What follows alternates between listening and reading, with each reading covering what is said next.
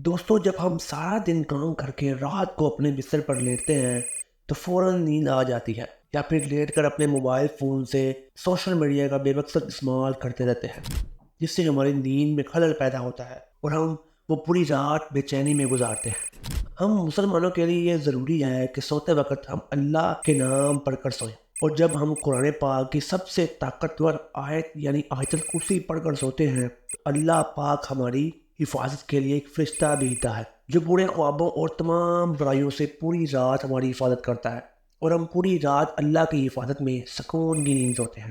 قرآن پاک کا ہر ایک لفظ ایک معجزہ اور تمام انسانیت کے لیے ہدایت کا راستہ ہے، لیکن قرآن پاک میں کچھ آیات ایسی بھی ہیں جو اپنے اندر موجود خصوصیات کی وجہ سے ایک اہم مقام رکھتی ہیں۔ قرآن پاک میں آیت الکرسی کو وہ مقام حاصل ہے جس میں اللہ تعالیٰ کی حکامیت اعلیٰ کا بہترین خلاصہ موجود ہے، اور جس کی بنا پر یہ آیت قرآن کی سب سے بڑی اور سب سے اہم آیت تسلیم کی جاتی ہے۔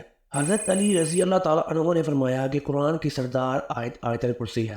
جب ہم اس آیت میں موجود مقصد کو تلاش کرتے ہیں تو ہمیں معلوم ہوتا ہے کہ اللہ تعالیٰ نے ہم پر کتنی نعمتیں نازل کی ہیں، تو ہمیں اللہ کے سامنے سجدہ کر کے اس کا شکر ادا کرنا چاہیے۔ لیکن بعض دفعہ ہم اپنی مصروف زندگیوں میں اتنا کھو جاتے ہیں کہ ہم اپنے ارد گرد اللہ کی نعمتوں کو نظر انداز کر دیتے ہیں، لیکن کہیں نہ کہیں ہمیں ناشکر دل کے اندر یہ خالی پن محسوس ہونے لگتا ہے کہ ہم جو بھی کچھ کر رہے ہیں یہ اللہ کے حکم اور فضل کے بغیر ممکن نہیں، تو ہم اس کا شکر ادا کیوں نہیں کرتے؟ اگر کہیں یہ تمام نعمتیں اللہ ہم سے واپس لے لے تو تب ہمارا کیا حال ہوگا؟ یہ سوال جب کسی کے ذہن میں آتا ہے تو وہ اللہ کی ان تمام نعمتوں کا شکر گزار بن جاتا ہے۔ جب ہم آیت الکرسی پڑھتے ہیں تو ہم اللہ کی عظمت کو تسلیم کرتے ہیں، اور جب ہم آخر میں یہ پڑھتے ہیں اور وہی ہے سب سے بلند عظمت والا، تو ہم اس کی عظیم طاقت کا شکر گزار کرتے ہیں۔ اور جب ہم ہر نماز کے آخر میں آیت الکرسی پڑھتے ہیں تو اللہ تعالیٰ ہمارے دلوں کو اپنی نعمتوں اور شکر سے بھر دیتا ہے۔ حدیث پاک میں آیت الکرسی کو قرآن کی سب سے افضل آیت قرار دیا گیا ہے۔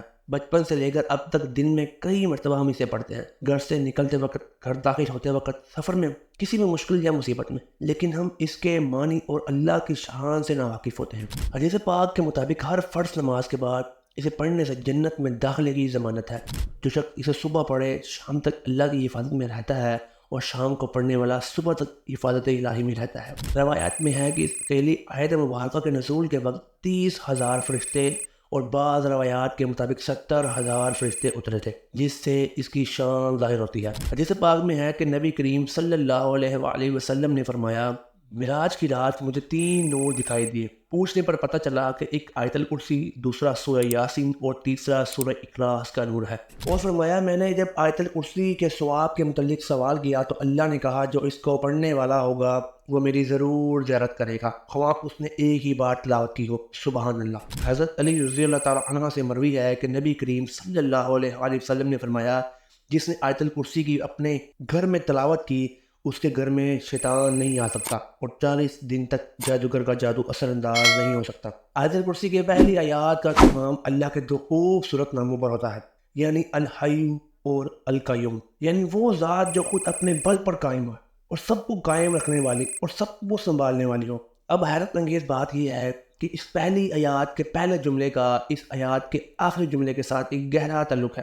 اس آیات کے آخری جملے میں پھر سے اللہ کے 2 نام آئے ہیں جو اس طرح ہے، اور وہی ہے سب سے بلند عظمت والا۔ اس آیات کے دوسرے جملے میں اللہ فرماتا ہے، نہ اس کو اونگ آتی ہے اور نہ نیند۔ ویسے تمام مخلوقات وقت کے ساتھ سست پڑ جاتے ہیں، آرام مانگتے ہیں، نیند چاہتے ہیں، سوئے بغیر رہ نہیں سکتے، اور نیند موت کی ایک صورت ہے۔ اس لیے اس آیات کے اس حصے میں ذکر ہے کہ وہ ذات پاک زمانہ مکان کا حاکم، طاقت کا سرچشمہ، ہر لحاظ سے مکمل اور چوکس، اپنی مخلوقات کے ہر ذرے سے باخبر ہے۔ اب اس آیات کے 8ویں جملے میں دیکھیں کہ اللہ کیا فرما رہا ہے، اسے زمین و آسمان کی حفاظت تھکاتی نہیں ہے۔ اس آیات کا دوسرا جملہ اصل میں اس کے 8ویں جملے کے ساتھ کنیکٹڈ ہے، جس میں اللہ یہی فرماتے ہیں کہ نیند اور آرام اس کی پیدا کردہ مخلوق کے لیے ہے، اللہ نہ سوتا ہے اور نہ اسے اونگ آتی ہے۔ اب تیسرے جملے میں ذکر ہے کہ جو آسمانوں میں ہے اور جو کچھ زمینوں میں ہے سب کچھ اسی کا ہے۔ اس بات کو سمجھنے سے پہلے ہمیں 2 ناموں کو سمجھنا ہوگا، ایک ہے مالک اور دوسرا ہے ملک۔ مالک کا مطلب ہے آنر، اور ملک بادشاہ کو کہتے ہیں۔ اب ان دونوں میں بہت زیادہ فرق ہے۔ ملکیات چیزوں کی ہوتی ہے جبکہ بادشاہ لوگوں پر کی جاتی ہے۔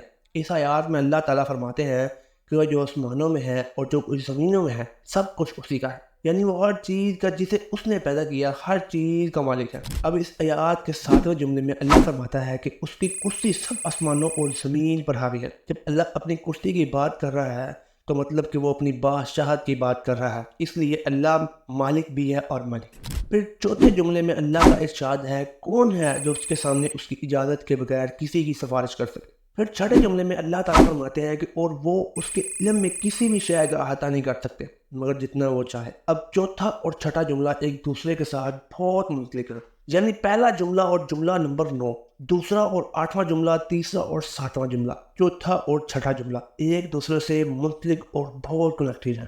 تو باقی کون سا جملہ رہ جاتا ہے تو وہ ہے جملہ نمبر 5، جس میں اللہ فرماتا ہے اللہ جانتا ہے جو ان سے پہلے ہو چکا ہے اور جو ان کے بعد ہونے والا ہے۔ یہ جملہ اس آیات کے بالکل درمیان میں ہے، مطلب جو اس سے پہلے اور جو اس کے بعد جو کچھ بھی اللہ نے بیان فرمایا اس کے بارے میں اس 5ویں جملے میں فرمایا کہ وہ سب جانتا ہے اور اس سے کچھ بھی نہیں چھپا۔ اب اللہ کے سوا ایسا کون کہہ سکتا ہے؟ بے شک قرآن اللہ کے الفاظ ہیں جس کی ایک ایک آیات ہمارے لیے ہدایت کا راستہ ہے۔ اللہ تعالیٰ ہم سب کو قرآن کریم سمجھ کر پڑھنے والا اور اس پر عمل کرنے والا بنائے، آمین۔ ویڈیو کے آخر میں درود پاک پڑھنا مت بھولیے گا۔ اللہ نے کے بعد